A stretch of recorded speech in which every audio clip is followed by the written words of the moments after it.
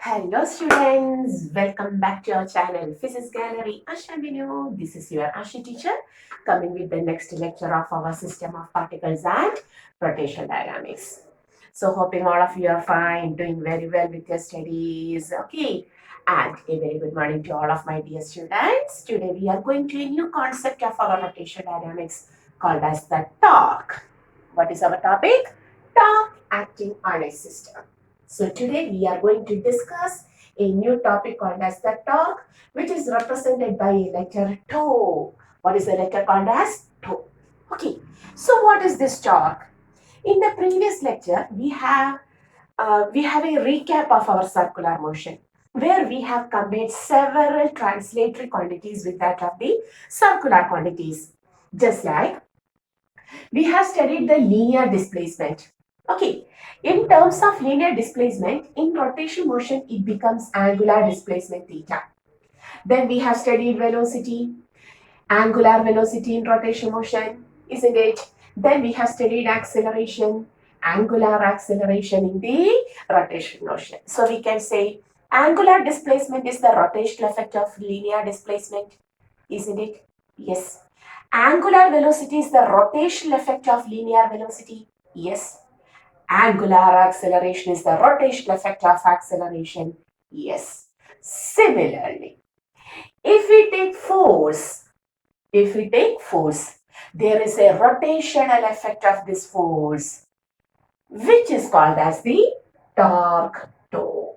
Okay, so what is torque toe? It is the rotational effect of force, just like angular displacement for linear displacement, angular velocity for linear velocity, angular acceleration for acceleration, torque for force. Torque is the turning effect of force. So how to define the torque? It is the turning effect or rotational effect, commonly called as moment. Turning effect or rotational effect is also called as the moment of force. Which quantity? Force. So what is torque? It is the turning effect or rotational effect, or generally moment is the term for rotational effect, turning effect of force. Okay, clear? That means just like the force causes a change in velocity. What is the function of force acting on a body? What does this force do? It changes the velocity of a body, either increases or decreases. It changes the velocity of a body, resulting in an acceleration. Yes, we have studied it causes a change in the velocity, resulting in an acceleration. Similarly, what does this torque do? It changes the angular velocity of a body, resulting in an angular acceleration. So, what does this torque do? It changes the angular velocity of a body,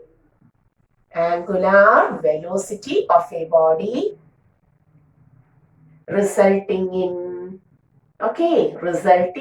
in an angular acceleration.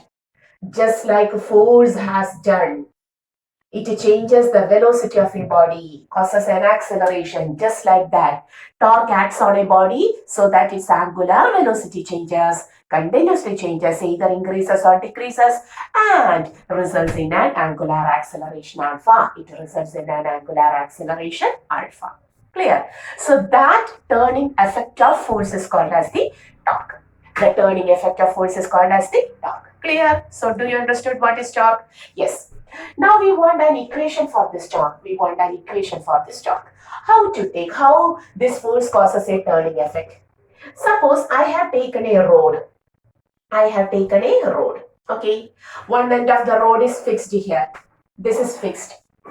If I provide a force so that the body turns like this, yes, we know if the force is smaller, the turning effect will be smaller. If we provide larger force, turning effect will be larger. Therefore, we can say the torque toe is directly proportional to, here we will write, torque toe is directly proportional to the applied force. Surely. Okay. Next, where we have to apply the force. If this is the fixed position, if I apply the force at this point P, then at the point Q, and finally at the point R, where will be the turning effect larger? Near to the axis of rotation? Never. Here, it is very difficult to rotate by providing the force at this point P, which is near to the axis of rotation.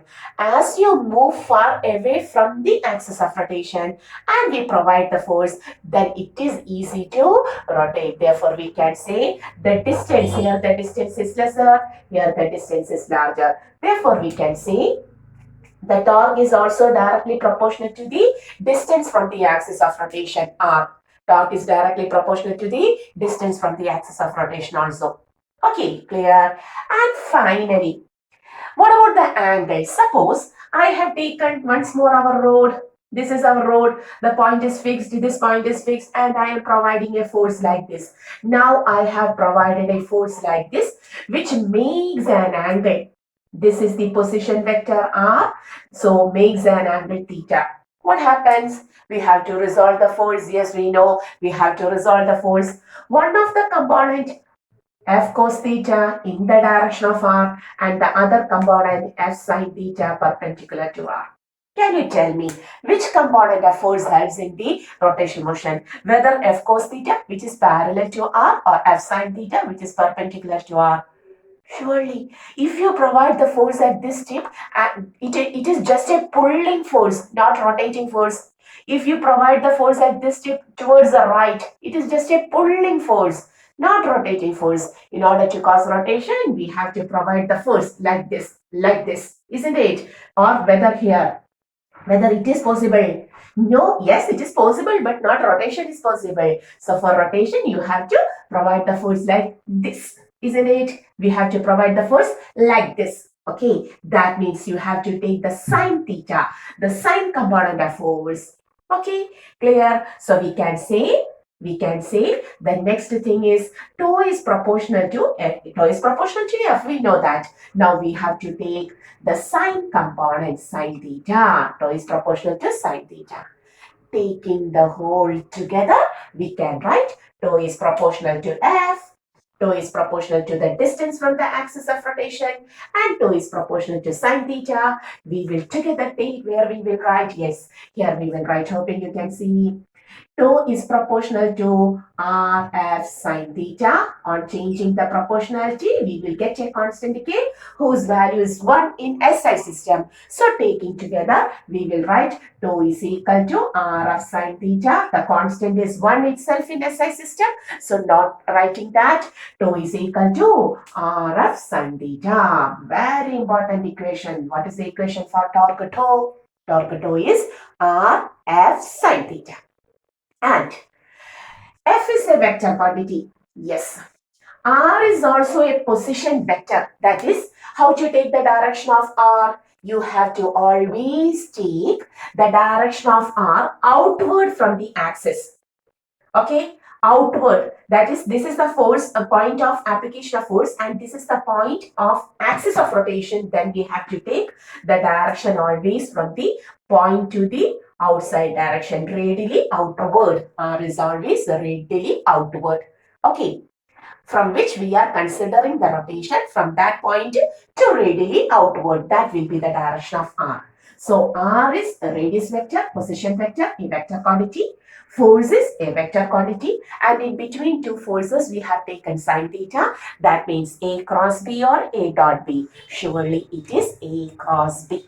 Okay, A cross B, cross product. So in vector form, we have to write, in vector form, we have to write vector tau is equal to R cross F. Never F cross R. Very important. What is the direction in vector form?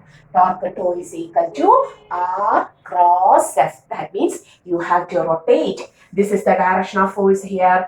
The direction of force is this. This is the direction of position vector. So when you try to rotate, when you try to provide a force like this, we know it undergoes a rotation like this. In order to cause a rotation, R radially outward, direction of force. So what happens? R cross F outward. Okay, here also the direction of radius vector R. The force is provided at this direction, R cross F. Okay, that means anti-clockwise direction. Anti-clockwise direction. This direction is anti-clockwise. Anti-clockwise direction. The torque will be outward. We can write anti-clockwise direction, torque outward. Okay, can you see the board clearly? Yes, okay. Now, and what about the clockwise direction? Suppose I have taken the road like this and provided the force. This is the point of axis. That is a fixed point. I have provided a force. So this is the direction of force and this is the position vector. So how to take R cross F?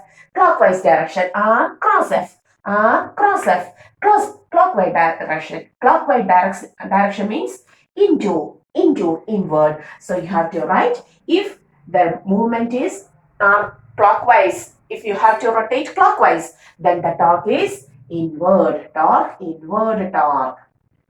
Okay, minus k cap plus k cap. Clear? Okay, inward means minus k cap. Minus k cap. Outward means plus k cap. Okay, clear? Inward minus k cap, outward plus k cap. Okay, clear? So we have taken the torque. Take this. So we understood what is torque. Clear? Okay, so what is torque? It is the turning effect or rotational effect of force, which is generally called as this turning effect, rotational effect is commonly called as the moment. The word meaning moment means the rotational effect or turning effect. Okay, and how it acts on a body, just like we know the force acting on a body changes its velocity, resulting in an acceleration. Similarly, the torque acting on a body changes its angular velocity, resulting in angular acceleration.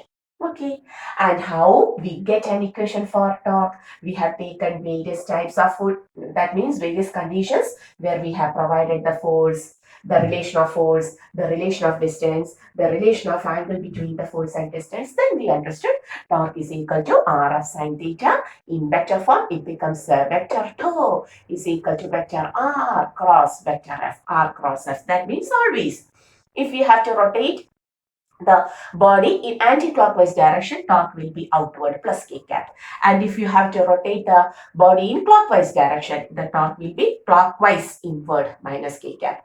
Anti-clockwise outward plus k cap. Okay. So we understood what is this torque. Clear? Now, in our dynamics, that is in laws of motion, first law, etc., we have studied when the net force acting on a system becomes zero. When the net force acting on a system becomes zero, the system is in equilibrium.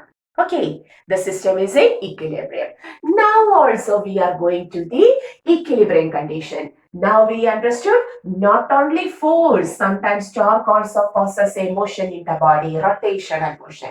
So, perfect equilibrium or static equilibrium. What does this static equilibrium means? We are going to the condition of static equilibrium. Static means rest. Okay. So before that, what is the unit of this torque? We said that it is a vector quantity. Okay. My board becomes dirty. No problem. So we know once more torque tau is equal to R cross F. In vector form, torque tau is equal to R F sine theta.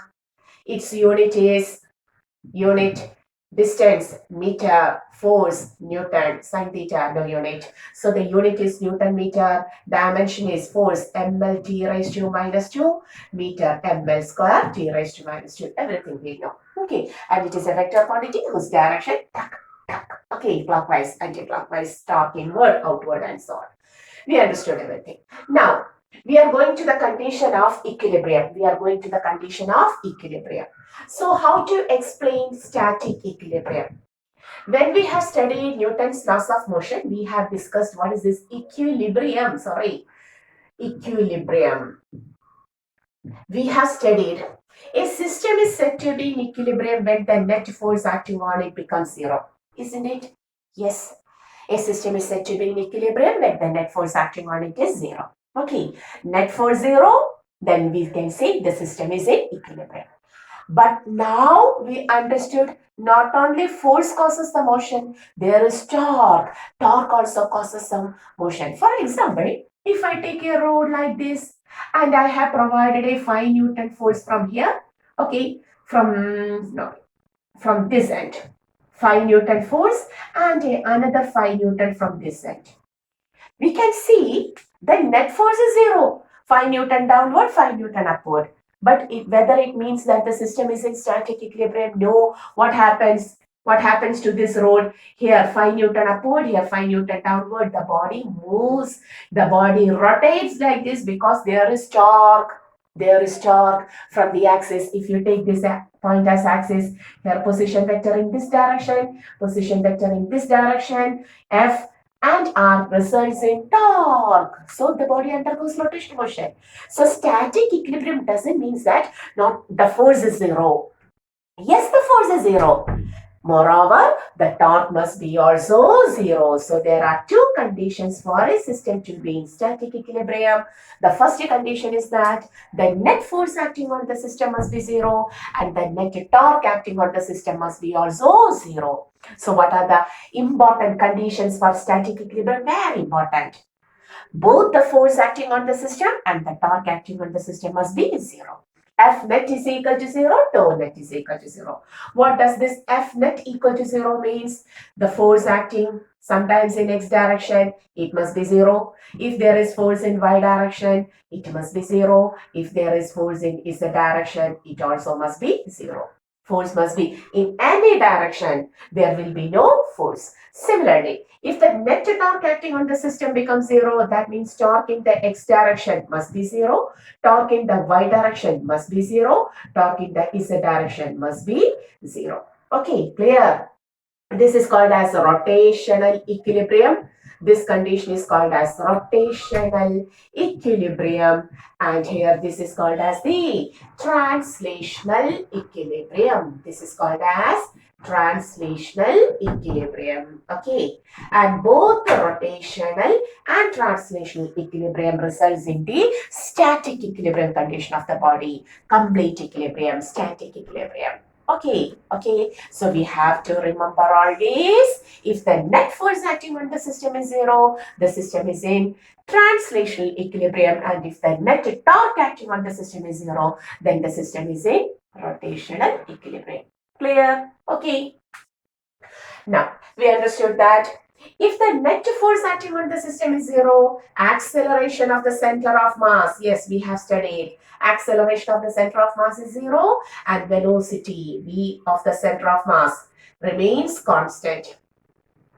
Similarly, if the net torque acting on the system is 0, if the force is 0, acceleration 0, velocity constant. Similarly, torque 0, angular acceleration 0. If angular acceleration is 0, the angular velocity remains constant. Okay, equivalent quantities are these force and torque. Okay, when the force acting on the system is 0, acceleration of the center of mass will be 0, velocity of the center of mass will be constant. Yes, we have studied that. Similarly, if F0, A0, V constant. Similarly, tau 0, if the net torque acting on the system is 0, alpha 0, then omega remains constant. Alpha will be angular acceleration will be 0 or omega remains constant. Clear? Okay. So this condition is called as the equilibrium condition. And a lot of questions regarding this equilibrium condition are frequently asked. For example, if I take an example where it is a previous year question, okay, where a rod of 10 kilogram, a uniform rod of 10 kilogram is hanging. There is a uniform rod of 10 kilogram, okay. It is hanging from the ceiling by means of two threads of equal length like this. Okay, the mass capital M is equal to 10 kilogram. The mass of the body is 10 kilogram. Clear? And when this uniformly mass distributed rod is hanging from the two strings, we know its weight is acting. The weight always acts from the center of mass downward. Okay, the weight is always concentrated at the center of mass. The tension in the first string T1, the tension in the second string T2. Okay, both tensions equally balances the weight. So we know T1 equal to T2 equal to half of the weight of the body. Yes, we know that. Okay, okay. The condition is in perfect equilibrium. But suppose a block of mass 5 kilogram is kept on this road, which is at a distance 40 centimeter from one end. And it is given that the length of the road total is 1 meter. The total length of the road is 1 meter, and a 5 kilogram mass is kept on this road from one end at a distance of 40 centimeter from it. Okay. Then, do you hope whether the system is now balanced? T1 and T2 is, yes, the system is in equilibrium. It is said that the system is in equilibrium. But whether T1 equal to T2 equal to half of the weight of the road? No. So what happens now? Here, it's the weight 5G also acts downward. Here 10G acts downward and here 5G acts downward. Okay, so more weight is on this side. There is a rotational effect. What happens here? There will be a rotational effect. There will be a torque, and for the system to be equilibrium, what happens? The net torque and the net force must be zero. So the question is, find T1 and T2 for the system to be in equilibrium. System to be in equilibrium. The whole system is in equilibrium now too. Okay, the system is in equilibrium now too. So in order to continue the equilibrium condition, what will be the value of T1 and T2? That is the question. So how to do this? Now we know here the force is greater in this section, in this half road, the force is greater. So there will be a net force acting here. There is a torque acting. Okay. Okay. So in order to balance, we have to adjust it. So how to take? So both force for the system to be in equilibrium, translatory equilibrium and rotational equilibrium is required. So the first condition, translatory equilibrium. Okay, translatory equilibrium means the net force acting on the system must be zero. What are the forces? 10G, 5G acting vertically downward. T1, T2 upward. Yes, there is a force in y-axis, but no force in x-axis or z-axis. So we can say T1 plus T2 has to balance 10G, has to balance equal to 10G plus 5G. Or we can say T1 plus T2 is equal to 15G. G means 10, so T1 plus T2 is equal to 150 Newton. Equation number 1. Okay, so balancing force, we got T1 plus T2 is equal to 150 Newton. And taking the rotational equilibrium. Now we have to consider the rotational equilibrium. So what is the condition for rotational equilibrium? The net torque acting on the system must be zero. The net torque acting on the system must be zero. Okay, so which force provides the torque? How many forces are there? All of that force may provide the torque. Okay, so how many forces? Weight 10G, then weight 5G, tension T1 and tension T2. There are four forces acting on the system, and all of these four forces can cause a torque. So taking the torque around this center of mass, this is our center of mass. Okay, I am taking the net torque acting on the center of mass is zero because the system is in rotational equilibrium. So which are the forces which provide the torque on the center of mass? So what is the torque provided by 10G? 10G is acting through center of mass where the position vector is zero. So the torque provided by 10G becomes 0 because R is equal to 0 at that point. Because the 10G is acting through the center of mass of the system. Now, what about the torque provided by the 5G? Yes, there is a torque. This is the force. Okay, this is the force. And the center of mass position vector can be taken like this. This is R vector and this is F vector. R cross F into R cross F into means minus. So here there is a torque tau is equal to minus R is, what is R? The total length is 1 meter, that is 100 centimeter. So this is 50 centimeter, this is 40, so the remaining 10 centimeter. Okay, isn't it? So you can take R cross F, that is minus, direction is inward, R is 10 centimeter, you may take 10 centimeter as such now, then weight 5G. Okay, and what about the angle? 90 degrees, sine 91.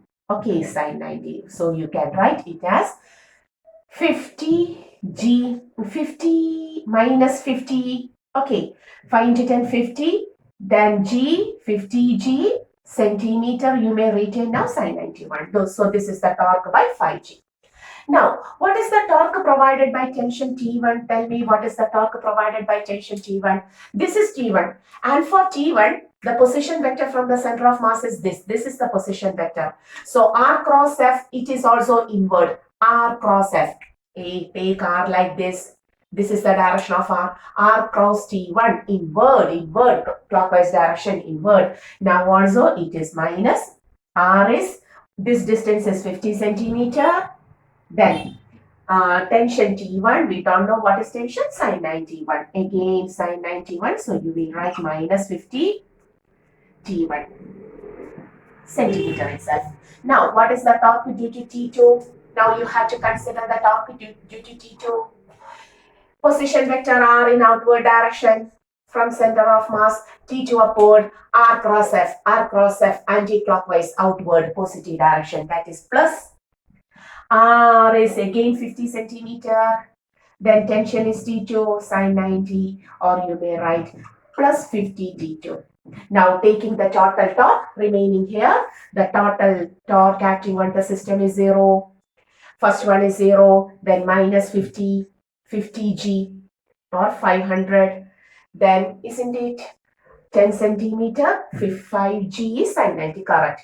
50, 500, then minus 50 T1 plus 50 T2 is equal to 0. Okay, then 50 T2 minus 50 T1 is equal to 500. Cancelling with 50, you will get T2 minus T1 is equal to 10. Okay, clear? Divided with 50, 50, 50. Remaining is 10. Okay, equation number 2. Solving 1 and 2, you will get the answer. Solving 1 and 2, you will get the answer. Solve it. Solving 1 and 2. Okay, here this is T1 plus T2. Here this is T2 minus T1. So taking 1 plus 2, you will get T1 plus T2 plus T2 minus T1 is equal to 150 plus 610, 160 Newton. Minus T1 plus T1, 2T2 is equal to 160 Newton.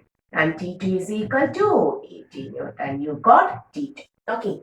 If T2 minus T1 is 10, T2 minus T1 is 10, 80, can you see? 80 minus T1 is 10, then T1 is equal to, you will get 80 minus 10, that is 70 Newton. Okay, minus T1 plus T1. Minus 10, 80 minus 10, 70 Newton. So what are the answers? 80 Newton and 70 Newton. So how we have solved this? Because since the system is in equilibrium, we have to provide not only the net force acting on the system to be 0, there is torque. Whether there is torque. If there is torque, the system will be in motion, rotational motion. So you have to provide a torque is equal to 0 for total equilibrium. So this is a question, very important question, previous year question. You may find this question from H.C. Verma's book, the previous year question. Okay, so to find the net system to be in equilibrium, we have to provide two conditions, both the translatory equilibrium and rotational equilibrium. Okay, clear? So hoping you understood what is the torque. Today we have studied the topic called as the torque. In the next class, we will come to the next topic of the chapter called as the moment of inertia. Okay, so hoping you understood the torque very well. What is torque? What is its concept? How it acts on the system? What is said to be static when the body is said to be in static equilibrium? Okay.